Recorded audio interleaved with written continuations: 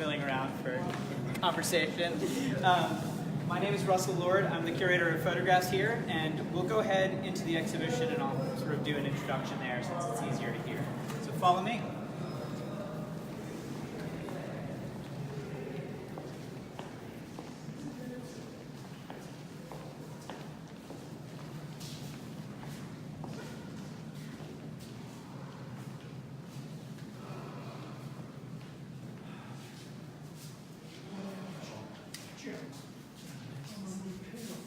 Oh, good. We avoid that. Yeah, thank you. Especially in the 19th century. Oh, yeah. Oh, right. Good. So welcome, everybody. I'm very excited to introduce you all to our latest photography exhibition, Past, Present, Future, Building Photography at the New Orleans Museum of Art. This is an exciting time in New Orleans and for us here at the museum, because of course we are celebrating the tricentennial, the 300th anniversary of the founding of the city of New Orleans. But in terms of photography, it's also an exciting year because this year is the centennial of the first photography exhibition that was held at this institution, which was an exhibition of what was at the time contemporary photography in April of 1918. And so to mark that occasion and to mark the tricentennial, we've put together two things. This exhibition is kind of one half of our centennial celebration, and then the publication of this book is the other half. So this book came out earlier this year, and it is about the permanent collection here at the New Orleans Museum of Art, and I'll talk about it a little bit more as we go through. But the first thing that I want you to know about what you're about to see here is that everything in this exhibition, with the exception of this one photograph right here, is actually in the permanent collection here at the New Orleans Museum of Art. We have what I think is widely regarded now as one of the finest collections of art photography in this country, and that's due to a number of reasons. It begins really in 1918 when we had the first show. And although we didn't start collecting photographs until much, much later, that 1918 exhibition showed very early on that we would be serious about photography at this institution as a fine art. Later on in the 1970s, we started acquiring photographs to build a permanent collection here. And even though the 1970s sounds recent, in terms of photography, it was actually still early for an art museum to be seriously interested in having a photography collection. So we sort of had the leg up on a lot of competition. The Getty didn't exist as a photography department at that time. The Met's standalone photography department didn't exist until the 1990s. So we had a chance to kind of essentially get there first and start building a really important collection. Most of that is not what you'll see today. Everything in this exhibition we've acquired over the past 7 years. So this show does address our history, but we've addressed that history in the recent past. And what I mean by that is in this first room, the exhibition is essentially broken up into 3 sections, past, present, and future. And the past component, which we're looking at in this room, looks at that original 1918 exhibition and what those kinds of photographs were about. The second part of the exhibition in the next 2 rooms, the present, looks at acquisitions that we made over the past 7 years to try to broaden our representation of the history of photography. And the last section, the future, includes a small sample from the single biggest gift to this institution, which is a promised bequest of 1,300 photographs from the collection of Tina Freeman. So it's a wonderful collection. The 1,300 photographs amount to a history of photography in their own right, with pictures beginning in the 1840s and going up to the 1990s. So we're very excited about that, and we're sort of premiering a little bit of that collection here for you today. So going back to 1918, the exhibition that we presented in 1918 was organized for us by the Pictorial Photographers of America, which was an organization based in New York. And they were part of what at the time was a global movement to promote photography as a fine art. It was really the first such movement in the history of photography. Even though photography was invented and became popular in the first half of the 19th century. It wasn't until the turn of the 20th century that we started to see a large group of photographers arguing for photography as a fine art. Some of you might be familiar with this institution's history. We were not really a collecting institution for the first few decades of the existence. This museum opened its doors in 1911, so when we showed a photography show in 1918, it was very early in this institution's history. But at the time, we were really what you would call a Kunsthalle. We had things come in, they were shown here for a short period of time, and then they would go out. So we weren't really keeping things or acquiring things. Nevertheless, we did show some kind of adventurous things. And the Pictorial Photographers of America organized this show in an attempt to, in their own words, infiltrate art museums with photography. And they were successful in their tour. They actually had 22 different venues for the tour of this photography show around the country. But of those 22 venues, I think only 3 or 4 were art museums. The majority of the institutions that decided to show these photographs were libraries or historical societies. So it showed that they still had a ways to go before the art world truly accepted photography as an art form. The pictorialists were, as I mentioned, a kind of global group that had these different centers. New York was one. There was another group in London and Paris and Vienna. And we now know even in places like Japan, there were photographers. And they had an amazing connection, an aesthetic link that kind of connected all of their work. They were very interested in producing photographs that looked like these, which I think generally we can say are sort of marked by a real serious interest in aesthetics and craft. I mean, look at the presentation of this picture, for example. It's very lovingly and carefully presented on 4 different mounts, and then has the artist's stamp that was created for the picture. So the presentation of these photographs as pieces of craft was very important to the pictorialists. Stepping back even a bit further, the pictorialists were inspired or sort of pushed into promoting photography as a fine art due to a very important invention at the end of the 19th century. Does anybody have any idea what it might be in photography? So there was a camera that was invented at the end of the 19th century, and it was the first Kodak camera. So in 1888, Kodak released the camera with the phrase, "You press the button and we do the rest." And that was true to their statement. It was a box that had a roll of flexible film inside it, and you would make up to 100 exposures on that flexible film. And then you would send the whole camera back to Rochester, New York, and they would take it apart, develop the film, print your pictures, put a new roll of film in the camera, and send the camera with your pictures back to you. So that meant that all of these fleets of people that bought this new camera got prints back that looked the same because they were made by the same lab and factory in Rochester, New York. There was no kind of differentiation. They were pretty uniform. There was no sense of craft. So these very serious art photographers said, well, actually the most important part of photography is the rest, the part that Kodak Laboratories, Eastman Kodak was doing for you. And so they actually kind of went even further with that and started inventing new printmaking processes and making very elaborate craft-based photographs.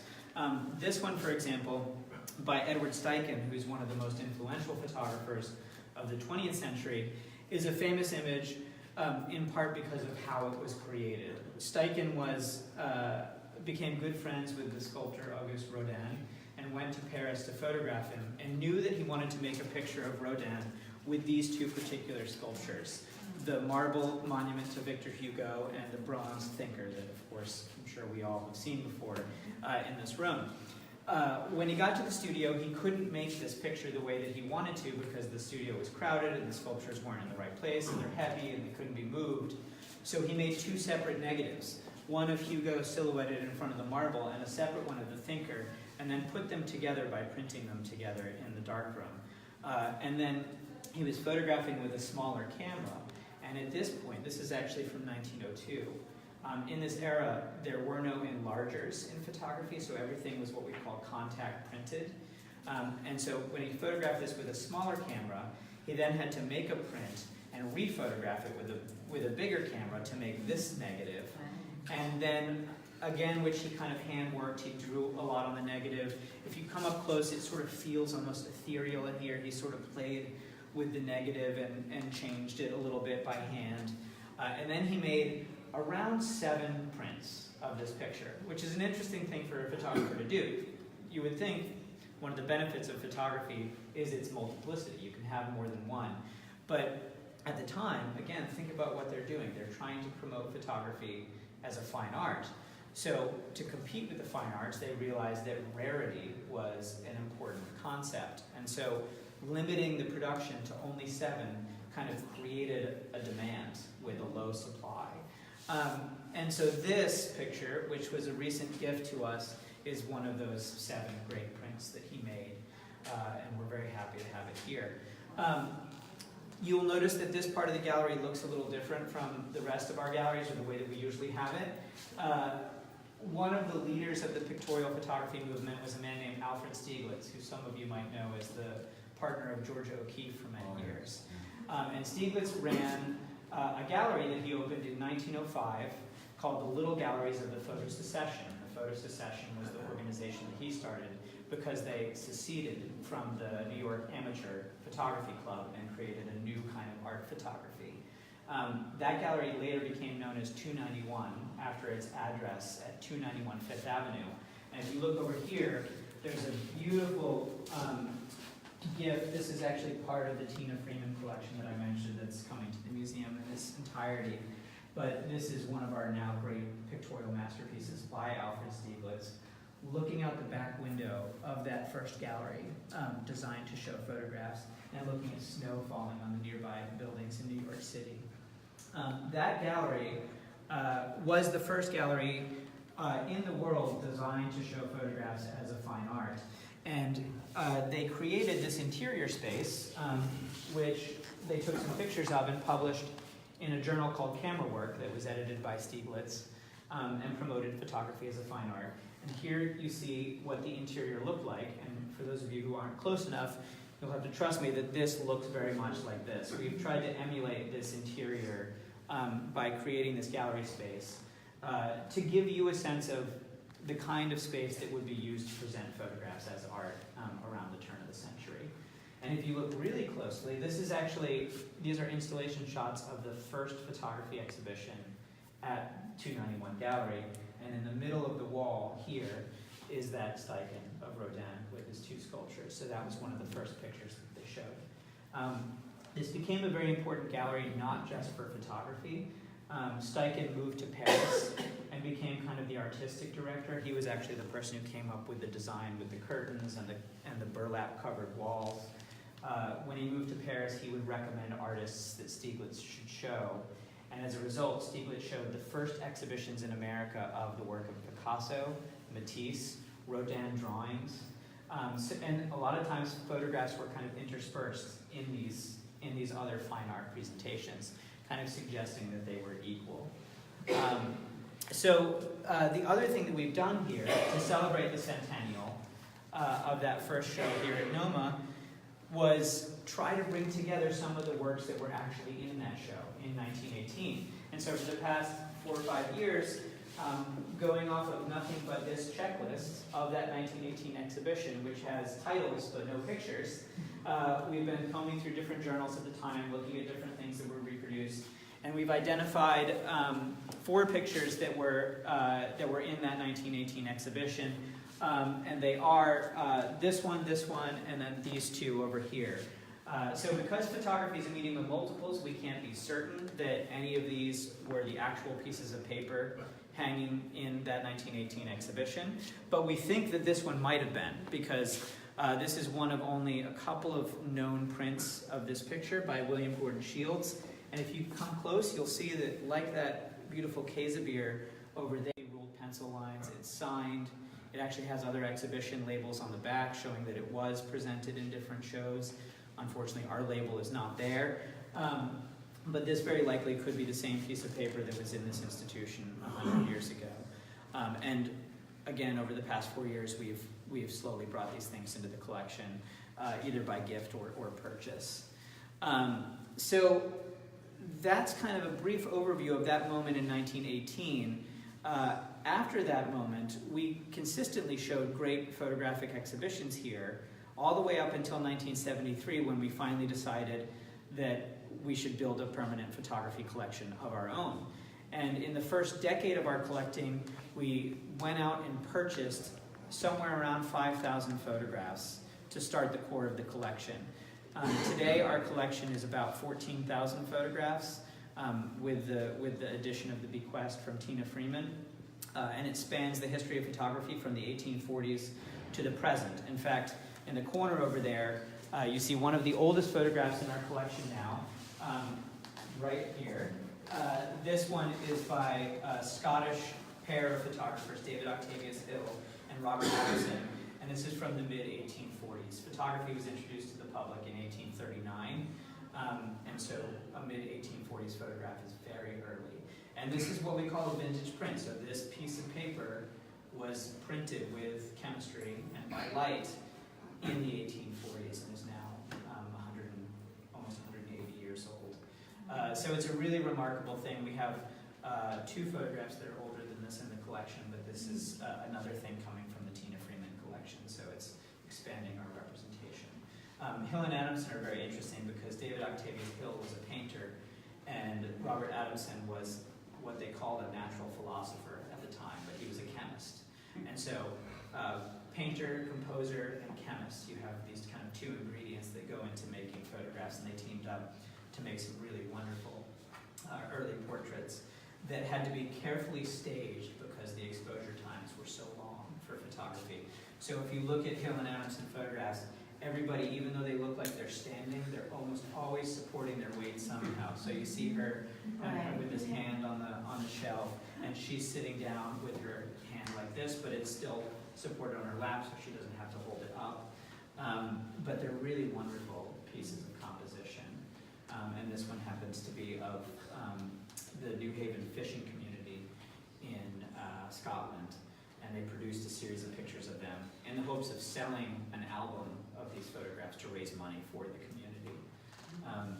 So these two pictures from the 19th century are here as precursors to later pictorialism, because Hill and Adamson and then Peter Henry Emerson and a handful of other figures in the 19th century did try to promote photography as a fine art, but they were never unified and they never kind of organized themselves into groups the way that the pictorialists would do at the end of the century. Nevertheless, when Stieglitz started publishing camera work, that journal that those pictures come out of, he actually tried to go back into the 19th century and find some precursors for the kind of work they were producing. And he picked out two, and so he did reproduce the work of Hill and Adamson in that journal, and he also reproduced the work of Julia Margaret Cameron, who we'll see a little bit later. So let's go into the next room.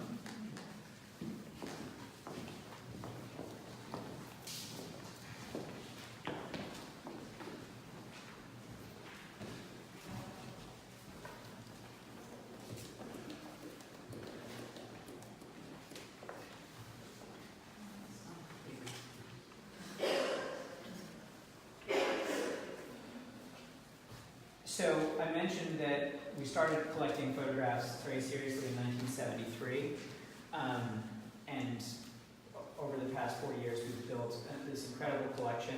I arrived here over just about 7 years ago, and the collection that we had before I arrived here is not at all represented in the show because these are all recent acquisitions, but that's why we did this book. We've done a number of shows, of course, based on that collection as it existed before I arrived. And one of the things we noticed as we kind of assessed the collection over the past several years is that it was as strong as almost any other collection in this country in American and European modernism, or 20th century American and European photography between World War I and 1975. So we have made it our mission over the past 7 years to acquire things that can tell a larger and longer story about the history of photography. So we focused on 19th century photographs, contemporary photographs, and then photographs from other parts of the world, Central and South America, Africa, and Asia.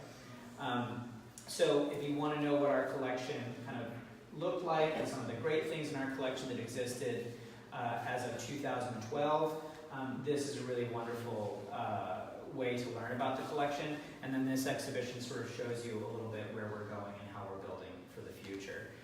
So here we have behind me, for example, some of the great 19th century things that we've acquired.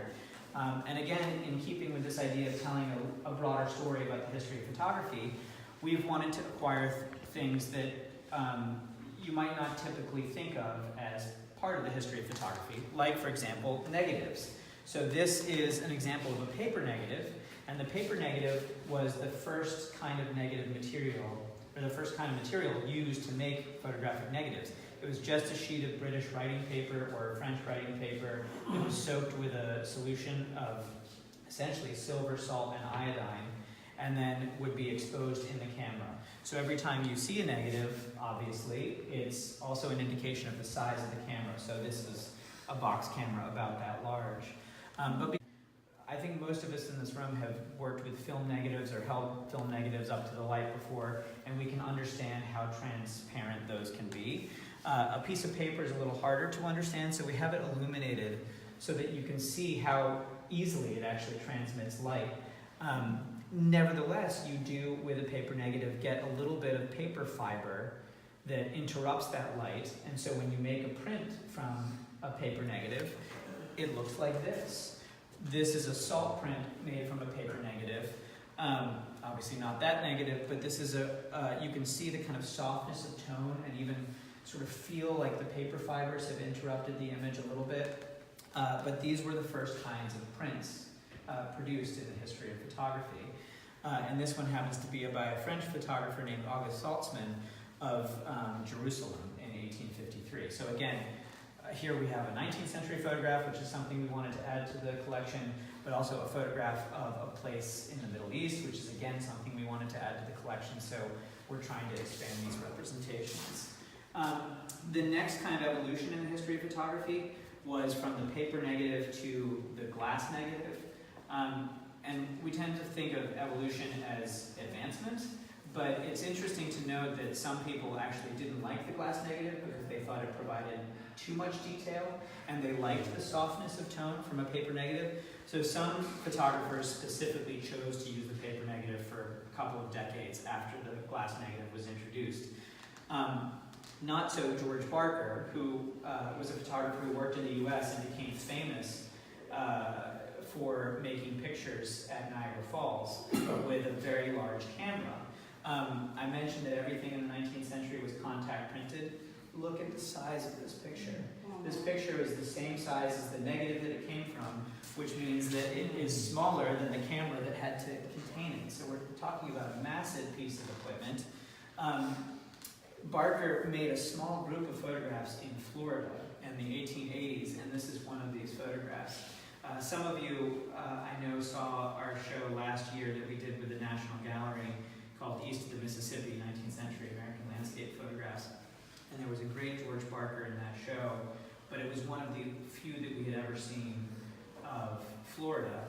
And after the show, a collector approached us and said, I actually have a small group of, I think it was 6 prints from Florida, and so we were able to acquire one of those. But that's partly why we do those shows. It was introducing scholarship to the world. We had spent about a decade sort of looking for things around the country and elsewhere, and we're very grateful that these things came out after we did the show and after people started reading the book.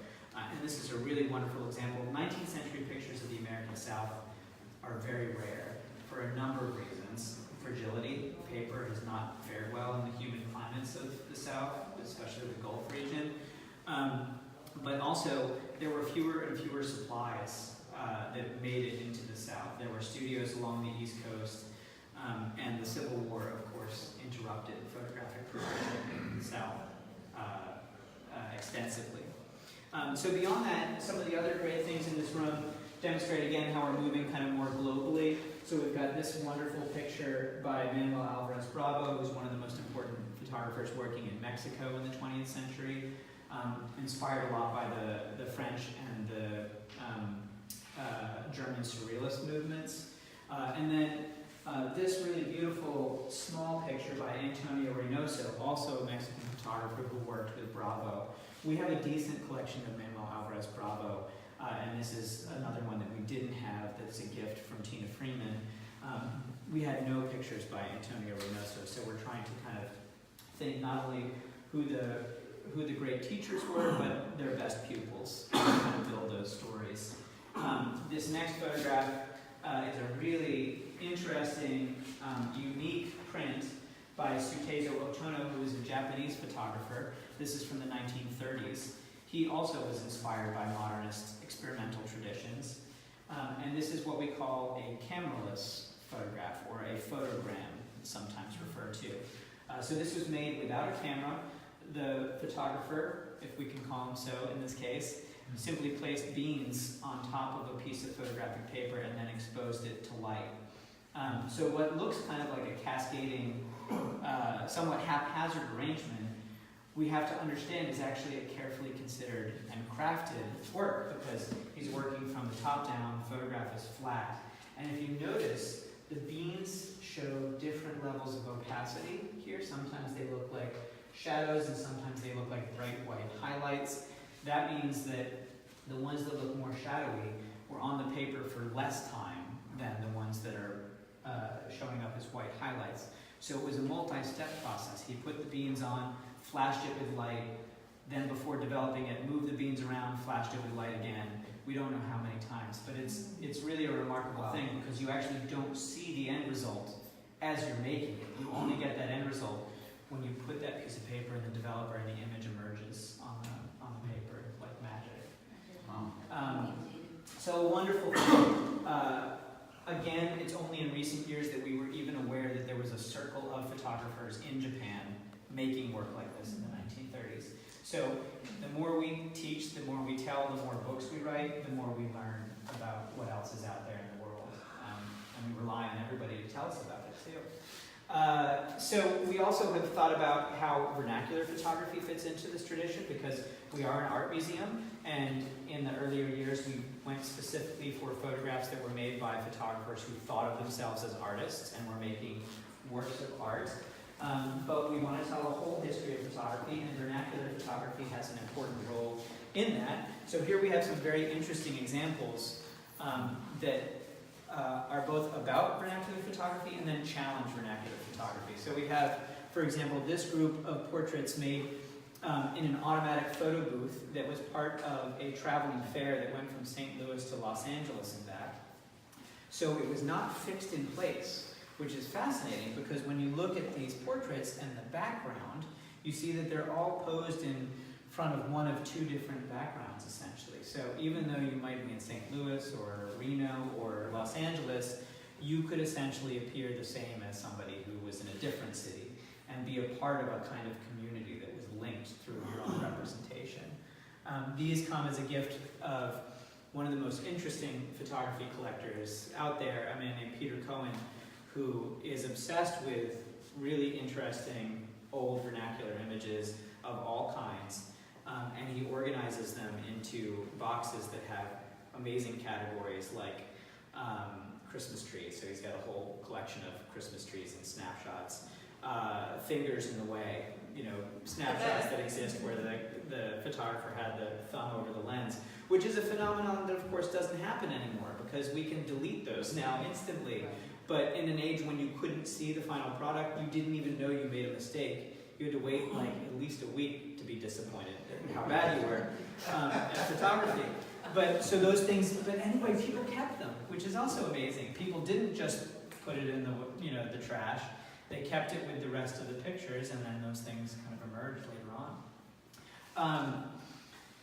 This next pair of objects here these are both by Malik Sidibé, who was a great photographer working in Bamako in Mali, and he just passed away a couple of years ago, but he made this object in the 1960s, and that's incredibly important because in 1961 Mali declared independence from the French government, and so for the first time in over a century they were an independent nation, and the heads of Mali really wanted to institute a specifically African set of policies, African style of dress, African style of education, but the younger people who lived in Bamako, for them freedom meant the freedom to be like whoever they wanted to emulate. And for a lot of them, that was Western models. So this is the moment when James Brown is imported into the country in droves, and some of the younger people imported clothing from London and Paris. And accordingly, they also kind of rejected the old style of studio portraiture. They didn't want to go into a photography studio and sit in front of a fake backdrop and pretend to be something. They wanted to be seen as active and out in the world. And so they got Sidibe to come to these parties that they would hold. And famously, he would stay there for a good part of the night until 1 o'clock in the morning, making these pictures. And then he would go home and for a few hours make these contact sheets, essentially, and mount them to what is essentially an administrative folder, like a manila folder. And the kids would come in the next day and they would say, oh, I want, a copy of 36A or 22A. And so he would spend most of the day making prints, sometimes like this, that he made these beautiful hand-painted frames for. And then this would be the final product. So for us to have this contact sheet is very unusual. But what I love about it is that it shows the context. You're essentially seeing one night from a party on every one of these contact sheets. And this kind of spirit of independence that gripped the kind of younger community in Bamako. This came to us as a gift from an artist who visited Sidibe in his studio and became good friends with him, and Sidibe gave him 11 of these, all of which are now part of our permanent collection. And this was a more recent gift, and this one is very special because this is a portrait of Sidibe's son. And even though it was made much later, in 2002 or 3, you see the same kind of tradition. Here they're wearing what they want. Often their groups reference rock and roll music from the time. Here you have Sidibe's son wearing a Nirvana t-shirt. And then the last kind of piece of our vernacular photography puzzle here is in this case. And this is a really wonderful object by Elishiba Birnoff that I'm sure some will think is a stretch to refer to as a photograph, because what you're looking at is a painstakingly hyper-realistic painted reproduction of a vernacular photograph. So Elishiba Birnoff produces about 4 or 5 of these a year. That's how long it takes her to produce them. And they're all based on actual vernacular photographs that she finds and that she thinks are somehow spectacular. And then she sands the plywood down to 1/32 of an inch, and even models the edges to look like in this case, the deckled edge of a 1930s snapshot. And then it's painted with acrylic on the surface. And if you look at the back, she even reproduces the scuff marks that she finds on the snapshots and the credits for photo paper. Sometimes it will say Agfa, sometimes Kodak. Sometimes it will have handwriting that was in pen, which she paints. I mean, it's a labor of love. And the idea is kind of elevating the simple snapshot into an object that nobody can really debate is a piece of craft, because it is. I mean, she spent a lot of time, but it also, in its painstaking reproduction of that original, it celebrates that photograph and kind of makes us ask the question, why do we not consider these things more important? They were clearly important for the people that made them and possessed them at one point. So this was a recent purchase for us from the gallery that represents her work. And it was exciting for us. The gallery owner is actually from Baton Rouge and has been very excited about what we've been doing here. And so he gave us the first choice of a show that was coming up, and this ended up being in their show in San Francisco, and was apparently much in demand, but had already been spoken for by us. So it's a really exciting thing to have, especially in this whole story. Over here we have a really wonderful group. It's hard to skip over things here because everything has a story, but I will start moving a little quicker. A wonderful group of pictures, all portraits, all of people in some kind of performative role. So here, a beautiful Herman Leonard photograph of Sarah Vaughan. And on the top, a really wonderful Deanne Arbus photograph of the title is Female Impersonator, showing off a bystaff from New York City. And then, and that's from the late 1950s. We have, anytime you see this little symbol in this exhibition, there's a story about our exhibition history or our acquisition history as part of our centennial project. And in this case, it points out that Arvis was one of the first photographers to enter the collection. She actually died, she committed suicide the same year that we began our photography collection, but one of the first things we purchased was what is known as a box of 10. It was a portfolio of 10 photographs that Arvis made. There are only, I think we now say there's 47 known in existence, and we were one of the few people who bought it during her lifetime, which is really unusual.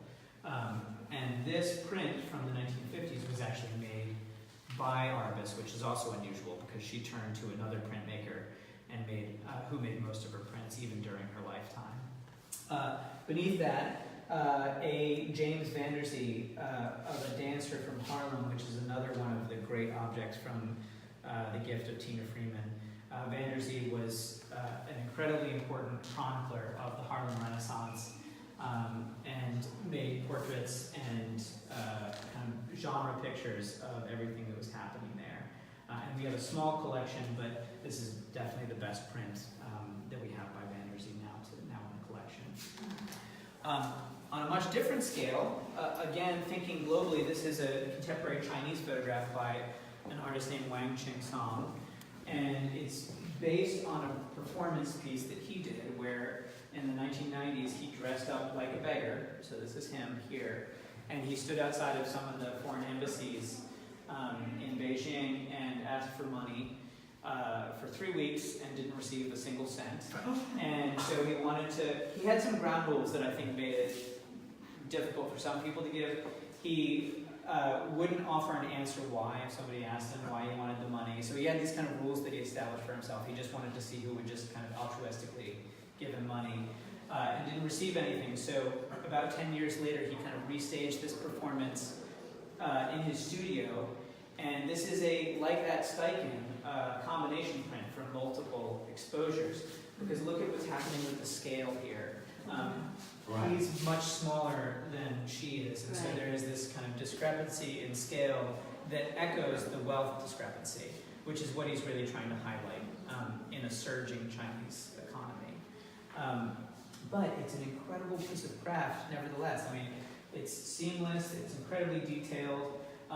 You see this, this is a nice touch. This is actually a crease in the backdrop that he uses for his set. It's like a big canvas drop cloth that sort of comes down and out, but it kind of stresses the artificiality of the whole situation.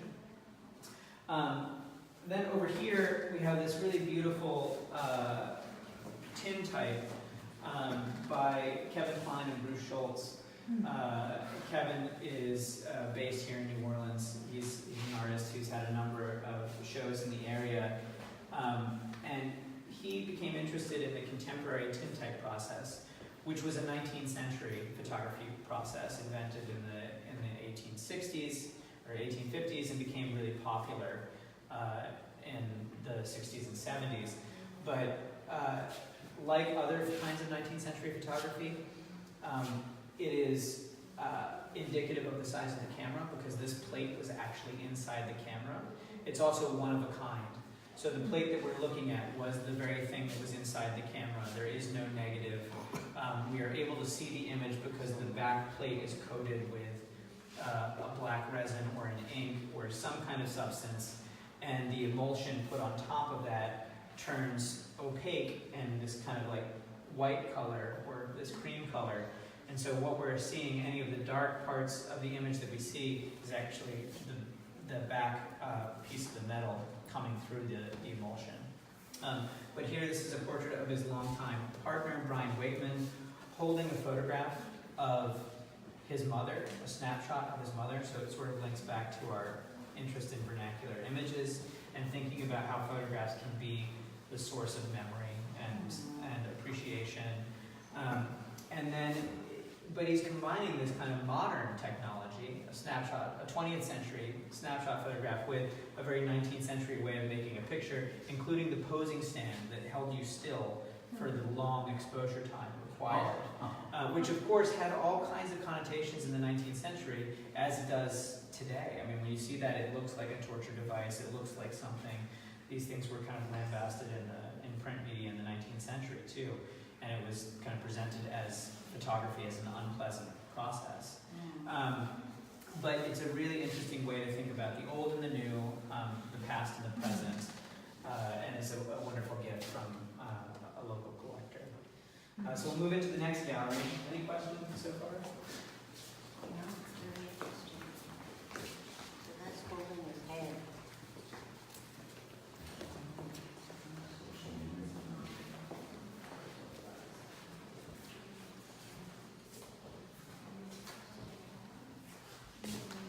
So we're continuing with more recent acquisitions, a number of contemporary works, but also some, still a few 19th century works in this gallery.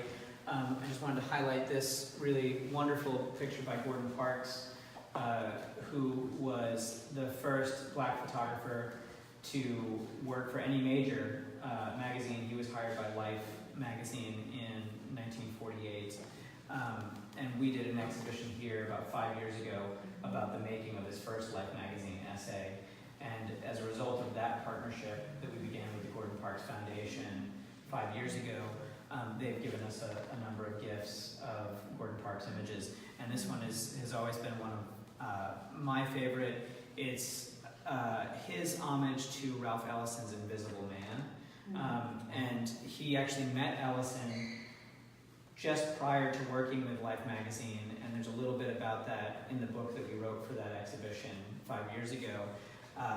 And at the time, he wanted to maintain a relationship with Ellison and always dreamed of doing a kind of interpretive, illustrated version of the book. These pictures actually ended up getting published in Life too, under the title "A Man Becomes Invisible." And so here you have the kind of scene where the title character is in his lair surrounded by the light bulbs and listening to records. And this is very unusual for Gordon Parks, who is typically a straight documentary photographer, but this, like the Wang Ching Song and the Steichen, is a combination print of a landscape, or a kind of skyline image with a kind of superimposed focus shot of the supposedly underground residence of the character. This is another unique photograph. We have a lot of unique images or unique objects in the show. This is from a very special camera made by Polaroid that produced instant 20 by 24 inch images. And so there are very few of these cameras still in existence. For a while in the 80s and 90s, they were very popular. And a lot of artists would go to these specific Polaroid studios in Chicago, LA, and New York to use the camera, and they would rent time with the camera. As a result, you find very few landscapes with this camera because it was very hard to move. But you often find great portraits, great set pieces. And David Leventhal is an artist who's been using it almost exclusively for his entire career and has an enormous collection of toys. And so he sets up these kind of tableaus, this one of course reminiscent of sort of 50s space exploration, and that is in fact when the toys come from, but this picture was made in the late 1980s. And he does this wonderful thing with this short depth of field. They're incredibly detailed because there is no negative. It's an instant print, and it is this size, and they're often very slow exposures. And this is one of a group of about 35 prints that we received as a gift of David Leventhal's work. Over here, we kind of continue with that idea of playing with pictures, or thinking about photography's relationship to photography. And so here you have two pictures by Joel Levinson, who is a California artist, and in the 1970s and 80s made a number of different series thinking about advertising images and media. And so above here we have pictures of different moments in a television program. And this was all done in the camera. So he would actually take one picture of a television screen, move the camera, re-expose the same negative. Again, kind of like that photogram, not knowing what he's going to get in the end, but hoping that he kind of has positioned the camera in the right place to make an interesting image. And in this case, it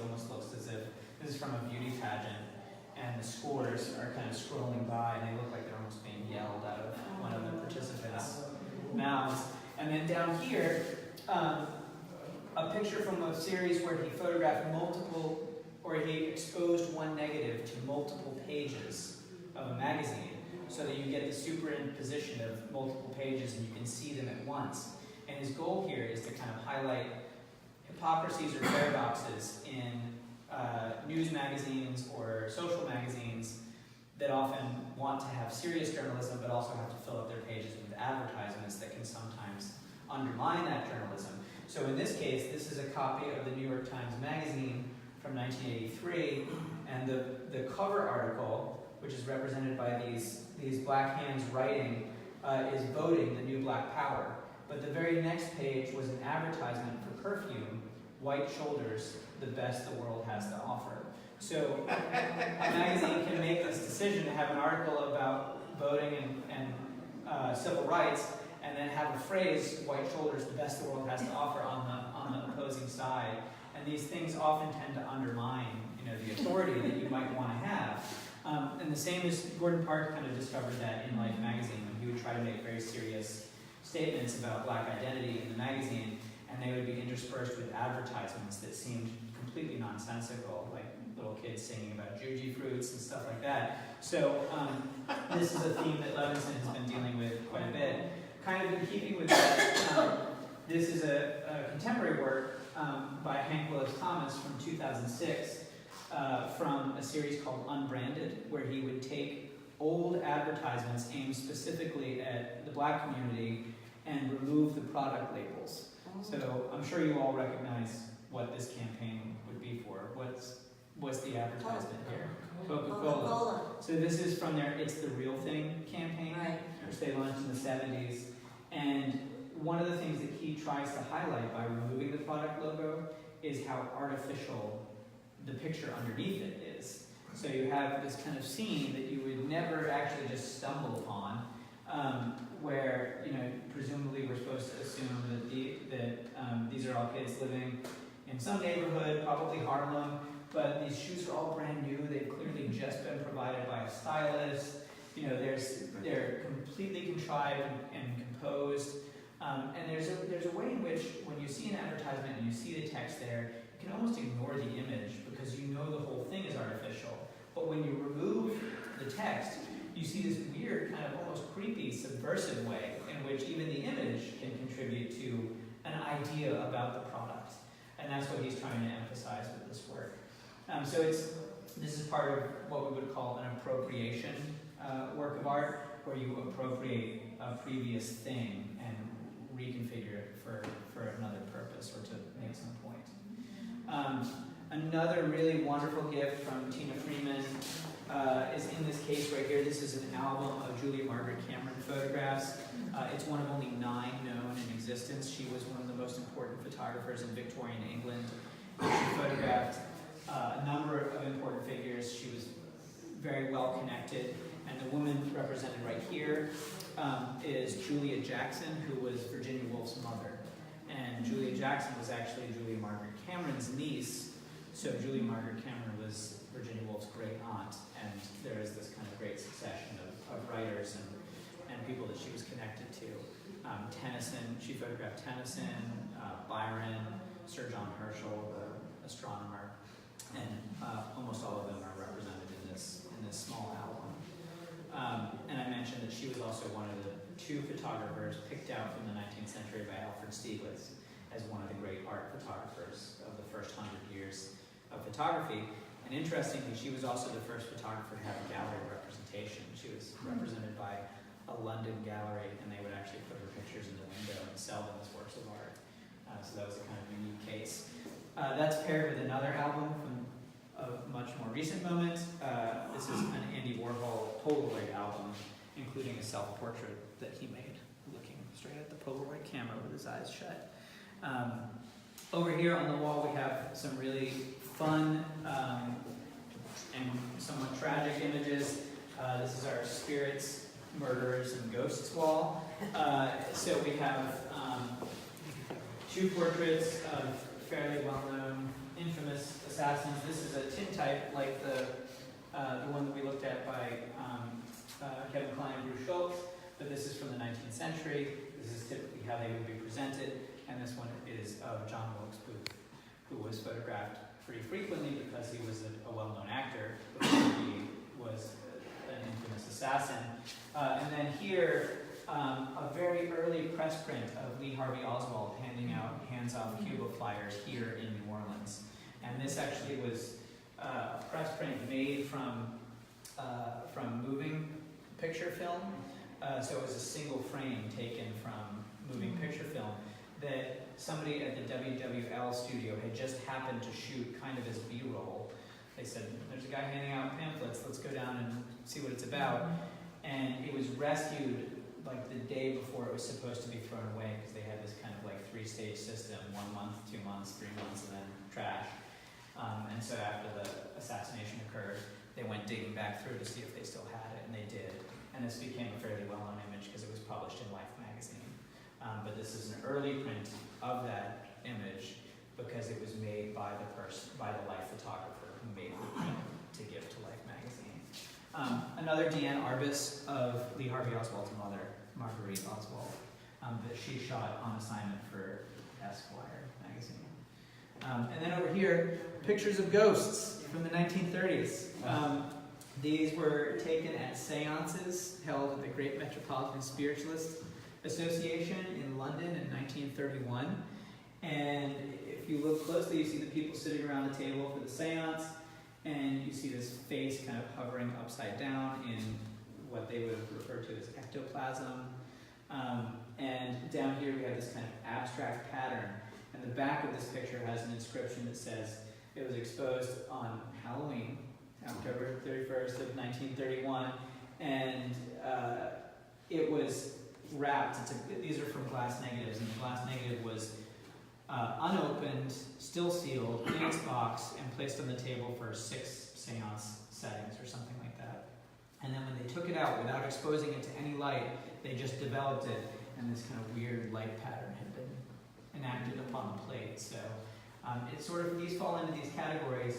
You have to keep in mind that photography was seen as supernatural in many ways. And by this time, X-rays had been invented. You know, X-rays come out in the 1880s. You have instant photographs. Doc Edgerton has made pictures that stop bullets in mid-flight, so it can capture things that we can't see with our eyes. So for them, was it really that much of a leap that it could also potentially capture ghosts and spirits, other things that we can't see with our eyes? This was the great kind of debate about spirit photography that these belong to. The organization that these two come from had a very famous member, Sir Arthur Conan Doyle, who invented Sherlock Holmes. And I find it ironic that the writer who invented the king of deductive reasoning believed in this kind of thing that requires such a leap of faith. And he actually wrote an article defending the truth of spirit photography. The last thing I'll talk about in this round is our most recent acquisition and the most recent object in the collection. This is by Holly Lay, an artist who about 10 years ago uploaded 800 self-portraits to Flickr Commons, which is a media sharing site. And when you upload something, the expectation is that anybody can access it and use it for free. They are supposed to credit you, but they don't always. And so for the past 10 years, with the expectation that this would happen, she has been reverse searching to find out who used her self-portrait and how and why. So these are all her that she just uploaded and let people use for free. And the project kind of reveals how quickly your own identity can become subject to potentially negative and misogynist assumptions based on the context that it's put in. Like this one, do overweight women settle for shitty guys? You know, what about that picture seems to align with that title? It's interesting to me that this one, which is used repeatedly, is almost always linked with the word depression. So the way that we think about certain images and the way that we contextualize them, especially in the digital age when your identity can be downloaded and shared, even if you don't make it so easily available, it's a fascinating kind of cautionary tale about how we should approach these things. And so the final product is her simply taking screenshots of these actual news outlets or blogs that have used her image and printing them out. And then we've mounted them and showed them kind of like windows on a TV screen here as an installation piece. Wow. But she's very brave. She finds a lot of humor in it. I mean, she loves, for example, the way that ads pop up, and there's something kind of amazing to an article about a sexless marriage being accompanied by a casserole picture. So she's very interested in the way all of that material kind of ends up working together. And with that, we'll move into the final room and just spend the last couple of minutes taking a look at the future section.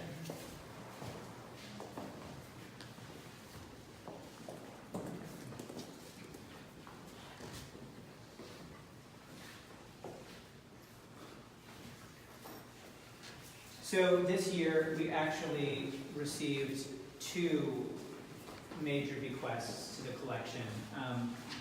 We had about 12,000 photographs in the collection. With these 2 bequests, we're up to almost 14,000 works. The first collection, which I've mentioned already, is the collection of Tina Freeman, which includes 1,300 photographs from that Hill and Adamson that we saw to this really early 1851 print. All the way up to Sally Mann, who's represented in the middle of the wall over there with an early, beautiful print. The other major collection was a bequest of the late Dr. Russell Lord, and he had a very impressive collection, very refined collection of about 400 mostly contemporary works that are now all part of the museum's collection. And those include that beautiful portrait of Louise Bourgeois by Annie Leibovitz, the Lorna Simpson over in the corner, and then this Philip Lorca de Portia color photograph on the end wall. So this is just a kind of small sample to show that the collection is still being built, it is still actively growing, and in ways that both strengthen the depths of our current holdings and expand us into kind of more contemporary realms. So this is a small selection from 2 collections that you will see repeatedly in the future. These collections, the real impact of these gifts will be seen forever going forward as these pictures make their way into each exhibition that we do. I'll close with this really beautiful Margaret Bourke-White image that's from Tina Freeman's collection. Tina was the second photography curator here at NOMA in the 1970s, an avid photography collector herself for the rest of her life, and a photographer of note. And all of those characteristics led her to build this really impressive collection that is particularly strong in the work of women throughout the history of photography. So we have, just in this one selection, for example, Margaret Bourke-White, Dorothea Lange, Doris Ullman, Ilse Bing, Frances Benjamin Johnston, Imogen Cunningham. It's just an impressive group of the greats in photography. And this picture, which I think is a really great masterpiece and wonderfully representative of Margaret Bourke-White's career, was made in the Chrysler Motor Corporation factory. So this is a giant piece of equipment, which you can see from the scale of the person standing next to it. But the foundry floor and the factory floor were not typically places that even men who didn't work there were allowed to go. And she had an incredible amount of access to all of these things. She also, at the same time, made portraits of the heads of the boards of these corporations. So she could go from the foundry floor to the boardroom in the same day. And it was just really indicative of her powers of persuasion, her ability as a photographer. And this picture's from 1932.